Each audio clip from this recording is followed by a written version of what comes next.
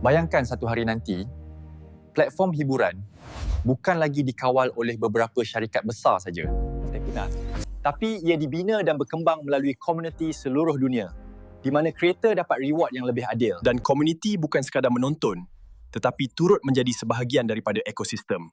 Itulah visi jangka panjang iXFlix. Untuk faham kenapa iXFlix wujud, kita kena tengok dulu bagaimana industri hiburan berfungsi hari ini. Dalam model tradisional, platform streaming besar mengawal hampir seluruh ekosistem. Mereka tentukan konten apa yang boleh masuk, mereka tentukan siapa boleh publish, dan mereka juga tentukan bagaimana revenue diagihkan. Kreator mungkin menghasilkan konten, tetapi sebahagian besar nilai ekonomi masih berada di tangan platform. Komuniti pula, mereka hanya menjadi penonton. Mereka menonton konten setiap hari, tetapi mereka tidak mempunyai ownership dalam ekosistem tersebut. Jadi walaupun industri hiburan berkembang sangat besar, model dia masih sangat centralized. iXFlix cuba membawa pendekatan yang berbeza.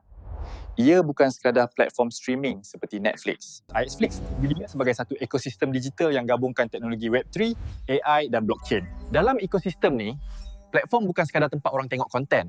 Komuniti pun boleh jadi sebahagian daripada pertumbuhan ekosistem. Mereka boleh jadi builder, contributor atau orang yang bantu bangunkan rangkaian komuniti.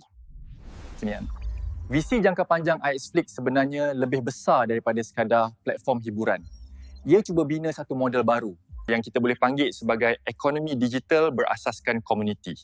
Dalam model ni, platform tak berkembang hanya melalui syarikat, tapi berkembang melalui community builder. Apabila komuniti berkembang, konten bertambah, network bertambah, dan nilai ekosistem juga meningkat. Dengan teknologi blockchain, sistem reward juga boleh direkod secara telus. Ini membuka kemungkinan model baru di mana komuniti bukan sekadar pengguna, tetapi turut menjadi sebahagian daripada pertumbuhan platform. Jadi bila kita bercakap tentang iXFlix, kita sebenarnya bercakap tentang masa depan industri hiburan. Satu model baru di mana kreator mempunyai lebih peluang.